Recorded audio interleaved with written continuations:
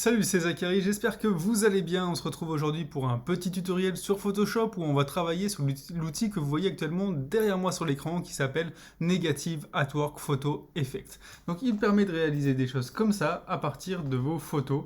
Ici on va avoir un avant à droite, un après à gauche. C'est très simple à utiliser et on va faire un petit exemple ensemble. Et si vous souhaitez télécharger cet outil-là, le lien est dans la description de la vidéo et vous avez 7 jours d'essai gratuit à Envato Elements.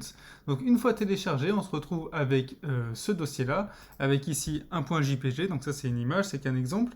Ici c'est le point PSD, c'est le fichier qui nous intéresse, celui qui va s'ouvrir dans Photoshop. Et ici c'est juste un petit fichier texte, et ici la photo qu'on va utiliser pour notre exemple. Donc on double-clique sur point PSD, et voilà comment ça se présente. À droite on a un calque, puis un dossier. Ils nous disent de double-cliquer sur la petite icône ici, ce qu'on fait. Donc je double-clique sur la petite icône là, ça ouvre un nouvel onglet, donc là j'ai deux onglets.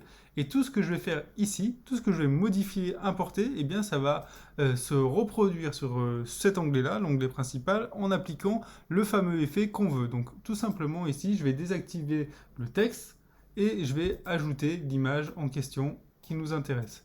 Donc je fais un petit glisser-déposer, je pourrais faire un copier-coller ou peu importe.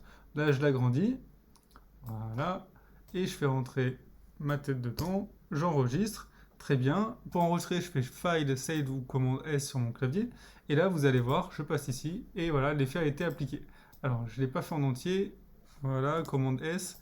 Et voilà.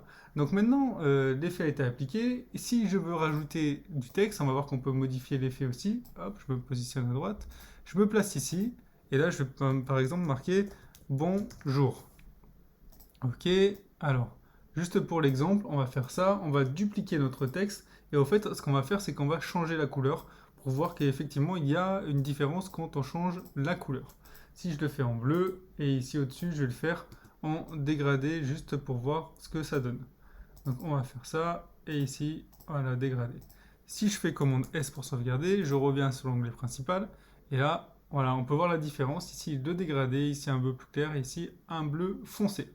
Enfin, on a le dossier Effect. Dans ce dossier-là, on peut par exemple cliquer sur l'œil pour enlever le grain. Donc le grain, vous voyez, avant, après, donc sans et avec. Ici, ensuite, on peut modifier certaines petites choses.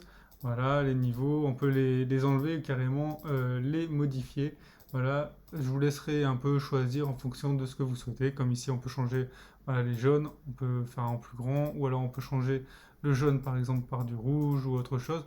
Donc ça aussi, ça peut être intéressant si vous avez vraiment quelque chose d'assez spécifique à créer. Voilà, j'espère que ce petit tutoriel vous a été utile. N'hésitez pas à télécharger cet outil dans la description de la vidéo et je vous dis à bientôt pour de nouvelles trouvailles.